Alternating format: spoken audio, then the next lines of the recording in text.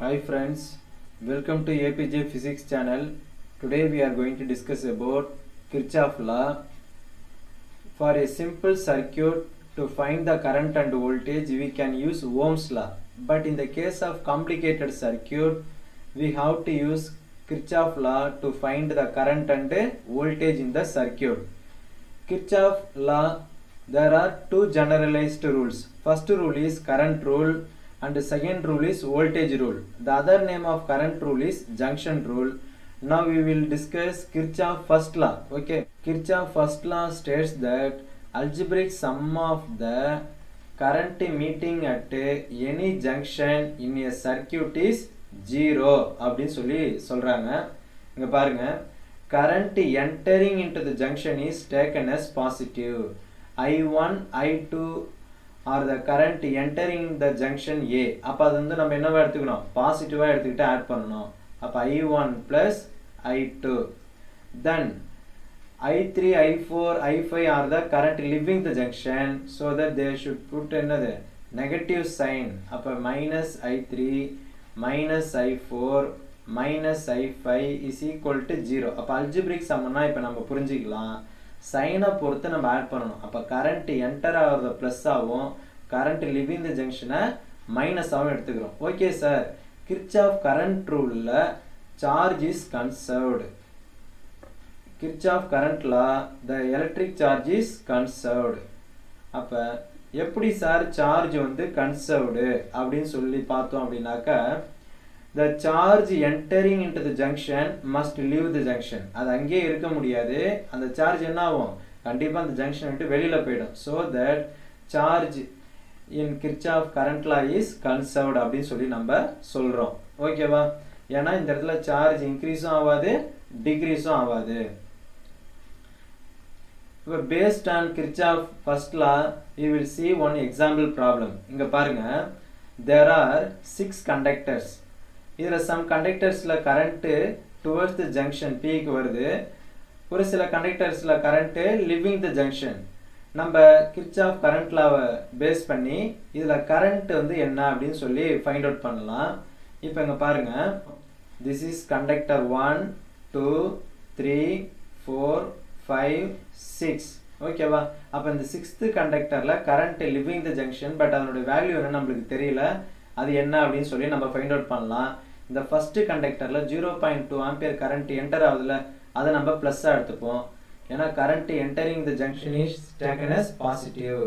அடுத்து நெக்ஸ்ட் பாத்தீங்கன்னா current leaving the junction second கண்டக்டர்ல அப்ப 0.4 ஆம்பியர், தேர்ட் கண்டக்டர்ல 0.6 ஆம்பியர் கரண்ட் என்டர் ஆகுது, அப்ப அதை பிளஸ்ஸா எடுத்துக்கணும். ஃபோர்த் கண்டக்டர்ல 0.5 ampere current leaving the junction, அப்ப அதை நெகட்டிவா எடுத்துக்கணும். அடுத்து ஃபிஃப்த் கண்டக்டர்ல 0.7 ampere current entering into the junction is taken as positive. Sixth கண்டக்டர்ல கரண்ட் என்னன்னு கொடுக்கல, பட் ஐன்னு மென்ஷன் பண்ணிருக்காங்க, that is leaving the junction. அதான் நம்ம ஃபைண்ட் அவுட் பண்ண போறோம். அப்ப that should be taken as -I is equal to 0. ஓகேவா? அப்ப இதெல்லாம் நம்ம once again recall பண்ணிக்கலாம். algebraic sum of current at any junction in a circuit is 0 ன்னு சொன்னோம்ல. அப்ப சைனை பொறுத்து கரண்ட் என்டர் ஆகுறத பிளஸ் ஆகும், வெளில போறத மைனஸ் ஆகும் எடுத்துக்கிட்டு that will be equal to 0. இப்ப பிளஸ் மட்டும் ஆட் பண்ணுங்க. 0.2 0.6 0.8 அதுக்குள்ள 0.7 ஆட் பண்ணீங்கன்னா you will be get plus 1.5. next 0.4 0.5 ரெண்டு இது மைனஸ்ல இருக்கு, அதை அப்படியே ஆட் பண்ணீங்கன்னா you will be get minus 0.9 minus I is equal to 0. இப்போ அந்த மைனஸ் எதனால போயிடுச்சுன்னா பிளஸ் ஆயிடும்.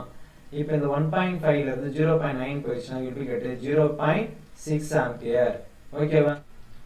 Now we are going to discuss about Kirchhoff voltage law.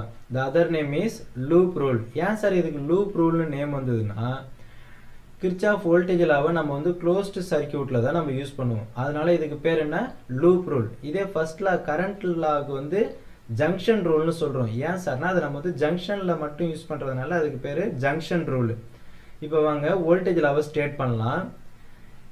Kirchhoff voltage law states that algebraic sum of the product of current and resistance in each part of the closed circuit is equal to total EMF induced in the circuit. இது எப்படி sir நம்ம ஞாபகத்தில் வச்சுக்கிறதுனா ஓம்ஸ்ல நம்மளுக்கு எல்லாருக்குமே தெரியும் V equal to IR. அந்த இடத்துல potential difference அந்த voltage equal to product of current and ரெசிஸ்டன்ஸ்னு ரைட் பண்ணுறோம்ல அதே மாதிரி தான் இங்கே வோல்டேஜ்லால் இந்த ஒரு க்ளோஸ்டு நெட்வொர்க்கில் ஒவ்வொரு பார்ட்லையும் இருக்கக்கூடிய கரண்ட்டையும் ரெசிஸ்டன்ஸையும் நம்ம என்ன பண்ணிக்கணும் ப்ராடக்ட் பண்ணி ஆட் பண்ணிக்கணும் ஓகேவா. That will be equal to அந்த க்ளோஸ்டு நெட்வொர்க்கில் இருக்கக்கூடிய அந்த இஎம்எஃப்க்கு அது எப்படி இருக்கும் ஈக்குவலாக இருக்கும் ஓகேவா.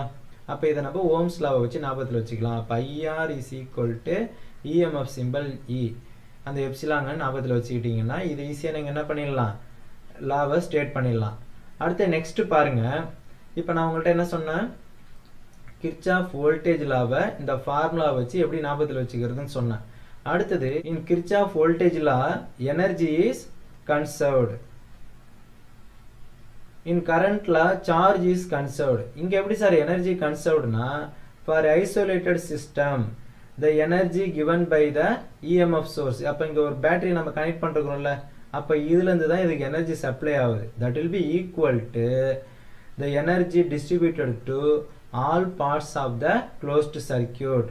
அப்ப இங்க இருக்கக்கூடிய எல்லா பார்ட்லயும் இருக்கக்கூடிய எனர்ஜியவும் ஆட் பண்ணனும்னா that will be equal to energy supplied by the device. அப்போ இங்கே எங்கேயும் எக்ஸ்ட்ரா எனர்ஜி போயிடல ஓகேவா. அப்போ எனர்ஜி இங்கே கொடுத்தது இந்த ஆல் பார்ட்ஸில் இருக்கக்கூடிய டிவைஸில் தான் ஈக்குவலாக டிஸ்ட்ரிபியூட் ஆகிருக்கு. அதை நம்ம ஆட் பண்ணோம்னா நம்ம கொடுத்த எனர்ஜியும் இங்கே இருக்கக்கூடிய எனர்ஜி எப்படி இருக்கும் சேமாக இருக்கும். அப்போ அதுதான் என்னது எனர்ஜி கன்சர்வ்ட் அப்படின்னு சொல்லி சொல்கிறாங்க. நெக்ஸ்ட்டு இதில் ஒரு சில ரூல்ஸை நம்ம ஃபாலோ பண்ணணும். இப்போ பார்த்தீங்கன்னாக்க ஏலேருந்து பிக்கு நம்ம மூவ் ஆகிறோம்னு வச்சுக்கோங்க. The assumed direction is from A to B. அப்போ நம்ம அசியூம் பண்ண டைரக்ஷன்லேயே கரண்ட்டு போச்சுன்னா the product value of current and resistance நம்ம என்னென்னு எடுத்துக்கலாம் ப்ளஸில் எடுத்துக்கலாம். ஒரு வேளை நம்ம ஆப்போசிட்டில் இருக்குது கரண்ட்டினுடைய டைரக்ஷன். ஃபார் எக்ஸாம்பிள் ஃபஸ்ட்டு டயக்ராமில் ஏ டு பி நம்ம அசியூம் பண்ணது கரண்ட்டினுடைய டைரக்ஷனும் சேமாக இருக்கிறதுனால நம்ம கரண்ட்டையும் ரெசிஸ்டன்ஸையும் மல்டிப்ளை பண்ணி ப்ளஸில் எடுத்துக்கிட்டோம். In case the assumed direction is B to A. இங்கே பார்த்தீங்கன்னா கரண்ட் வந்து ஆப்போசிட்டில் இருக்குது. அதனால அந்த ப்ராடக்ட் வேல்யூக்கு நம்ம என்ன சைன் போட்டுக்கிட்டோம் நெகட்டிவ் சைன் போட்டுக்கிட்டோம். சரிங்க சார் ஒரு க்ளோஸ்டு நெட்வொர்க்கில் செல்லு கனெக்ட் பண்ணிருப்பாங்க. அப்போ அதில் நான் எப்படி ப்ளஸ் மைனஸ் அசியூம் பண்ணிருக்குது அப்படின்னு சொல்லி பார்த்தீங்கன்னா நம்ம ஃபஸ்ட்டு சாப்டர் காஸ்லாலே படிச்சிருக்கிறோம். இந்த கேஸ் ஆஃப் பாசிட்டிவ் சார்ஜ்னா அவுட்வேர்டாக இருக்கும். எலக்ட்ரிக் ஃபீல்டோட டைரக்ஷன் என்னது அவுட்வேர்டு. இந்த கேஸ் ஆஃப் நெகட்டிவ்னா இன்வேர்டாக இருக்கும். அப்போ இதை நீங்கள் ஞாபகத்தில் வச்சுக்கிங்க. அப்போ ப்ளஸ்ஸுனா அவுட்வேர்டு நெகட்டிவ்னா இன்வேர்டு. அப்போ நம்ம ஏலேருந்து பிக்கு போகிறோம்னா மைனஸ்னா இன்வேர்டா ப்ளஸ்னா அவுட்வேர்டா. அப்போ ஆக்சுவல் டைரக்ஷனே இருக்கிறதுனால இதனோட இஎம்எஃப்பை நம்ம ப்ளஸில் எடுத்துக்கலாம். இதை நீங்கள் பிலேருந்து ஏக்கு வரும்பொழுது இந்த இடத்துல ப்ளஸ்ஸு அப்போ அவுட்வேர்டுனா ஆப்போசிட்டில் வரும் மைனஸ்னா இன்வேர்டு. அப்போ நீங்கள் பிலேருந்து இப்படி வரும்போது இங்கே வந்து ஆப்போசிட்டில் இருக்குது. அதனால் இது நம்ம என்னென்னு எடுத்துக்கிறோம் மைனஸில் எடுத்துக்கிறோம். வாங்க இதை பேஸ் பண்ணி இந்த இடத்துல நம்ம கிர்ச்சாஃப் வோல்டேஜ் லாவை யூஸ் பண்ணி இந்த க்ளோஸ்டு நெட்வொர்க்குக்கு எப்படி ஃபார்முலா ரைட் பண்ணலாம் அப்படின்னு சொல்லி பார்க்கலாம். நம்ம புக்கில் இங்கே ஒரு எக்ஸாம்பிள் சம் கொடுத்துருக்குறாங்க. இதில் EACE அப்படின்ற ஒரு க்ளோஸ்டு நெட்வொர்க்கு எந்த டைரக்ஷன் நம்ம எடுத்துக்கிறோம் ஆன்டி கிளாக் வைஸ் டைரக்ஷன். அப்போ த்ரூ அவுட் த ப்ராப்ளம் நம்ம ஆன்டி கிளாக் வைஸ் டைரக்ஷன் தான் ஃபாலோ பண்ணணும். anything in opposite na we should put என்னது minus sign. இப்போ பாருங்க ல இருந்து a க்கு வரும். வோல்டேஜ்ல என்ன சொல்லுது each part of the closed circuit ல இருக்கக்கூடிய கரண்ட்டையும் ரெசிஸ்டன்ஸையும் ப்ராடக்ட் பண்ணிக்கணும். அப்ப algebraic sum of product of current and resistance in each part of the closed circuit is equal to EMF induced in the circuit. இப்போ இந்த இடத்துல கரண்ட்டையும் ரெசிஸ்டன்ஸையும் மல்டிப்ளை பண்ணிக்கிங்க. I1 R1 நம்ம choose பண்ணக்கூடிய டைரக்ஷன் ஆன்டி கிளாக்வைஸ் டைரக்ஷனு. அப்போ அதே டைரக்ஷனில் current போகிறதுனால இதை நம்ம ப்ளஸ்ஸாக எடுத்துக்கிட்டோம். அடுத்தது ஏலேருந்து சிக்கு வரீங்க. அதில் கரண்ட்டு நம்ம ஃபாலோ பண்ணுற டைரக்ஷனில் இருக்கிறதுனால அதையும் நம்ம ப்ளஸ்ஸாக எடுத்துக்கலாம். அப்போ I2 R2. அடுத்தது சிலேருந்து ஈக்கு போகும்பொழுது I3 R3 அதுவும் நம்ம அசியூம் பண்ண டைரக்ஷனில் இருக்கிறதுனால அதையும் நம்ம என்னவா எடுத்துக்கலாம் ப்ளஸில் எடுத்துக்கலாம். That will be equal to EMF induced in the circuit. அப்போ இந்த இடத்துல EMF என்ன E. ஏன்னா நம்ம சூஸ் பண்ண டைரக்ஷன்லேயே இருக்குது. இங்கே மைனஸ் இங்கே ப்ளஸ்ஸு. அப்போ நம்ம ஆன்டி கிளாக் வைஸ் ஃபாலோ பண்ணும்பொழுது மைனஸ்னால் இன்வர்டு ப்ளஸ்னா அவுட்வர்டு, அப்போ கரெக்டாக இருக்கிறதுனால அதை என்ன எடுத்துக்கிறோம், பாசிட்டிவாக எடுத்துக்கிறோம். அடுத்தது நெக்ஸ்ட்டு ஏபிசிஏ, ஏபிசிஏவுக்கு அப்ளை பண்ணலாம். அப்போ ஏபிக்கு நடுவில் இருக்கக்கூடிய கரண்ட்டே ரெசிஸ்டன்ஸையும் ப்ராடக்ட் பண்ணுங்கள். I4 R4. அடுத்தது பிலேருந்து சி, இதுவும் அப்போ ப்ளஸில் எடுத்துக்கிறோம். அப்போ I5 R5. அடுத்தது C to A, இங்கே வந்து பார்த்தீங்கன்னா கரண்ட் எப்படி இருக்குது, ஆப்போசிட்டில் இருக்குது. அப்போ we should put negative sign. அப்போ I2 R2 is equal to, இங்கே ஏதாவது செல்ஸ் கனெக்டாக இருக்குது அந்த க்ளோஸ்ட் நெட்வொர்க்கில், எதுவுமே இல்லை. அப்போ இந்த இடத்துல என்னென்னு போட்டுக்கணும், 0 அப்படின்னு சொல்லி போட்டுக்கணும். ஓகேவா? Thank you friends.